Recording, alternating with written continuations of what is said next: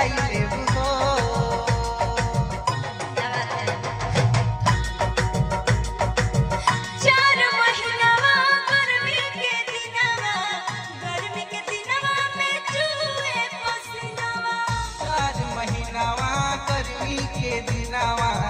गर्मी के दिनवा में चूहे पसीनावा चूहे ना चूहे ना देवे पसीनावा गोरी तोहे बेलिया डोलाई देबो हो।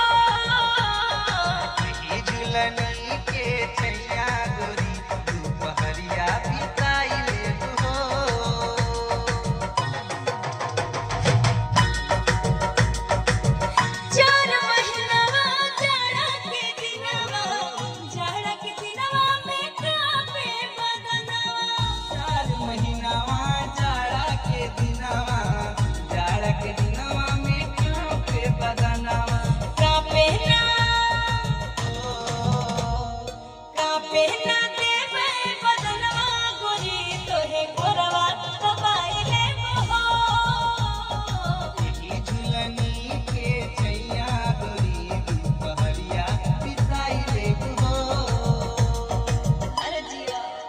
कैसन लागल रहा सबके हमनी के जरूर कमेंट करके बताई। हाँ हमनी के मतलब गाना तो बहुत बड़े बड़े कलाकार गईले वालों, लेकिन हमनी के कोशिश किए हैं हम लोग। गाना तो बड़ा सुंदर बटे हमनी के बहुत बढ़िया लगा था। तक रउआ सबके कैसन लागल है हमनी के कमेंट करके लाइक करके जरूर बताई।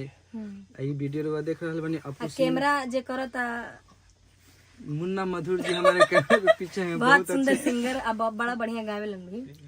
जानबूझ के ले लिए इनको। केकरा पेज पर छुट्टी बता दें। अंजलि भारती के पेज पे भी छूटेगा, मेरे पेज पे भी छूटेगा और अपू सिंह भी ब्लॉग पे भी छूटेगा। और आप लोग भी ब्लॉग जो चैनल है उसको अपू सिंह भी ब्लॉग उसको सब्सक्राइब कीजिए। साथ ही साथ अपू सिंह जो पेज है उसको लाइक फॉलो कीजिए। और उसके बाद तू तो अपने भरल बारू तारा के लोग भर ले, तू कहा था कि तनी हमारा पतन ध्यान दे दे लोग। सर के गाड़ी थे न पेज के एथी कर दी लोग फॉलो। आ कौन गाना अभी ना हुआ भी नहीं करता। साथे साथ अभी बहुत अच्छा हमनी के होली आ रहल बा, आवे वाला बा। तो सब ओके भी बहुत प्यार आशीर्वाद दी। फिर मिलत नहीं हमनी के अगला ब्लॉग अगला वीडियो में। तब तक धन्यवाद। लाइक करी, सब्सक्राइब करी, फॉलो करी।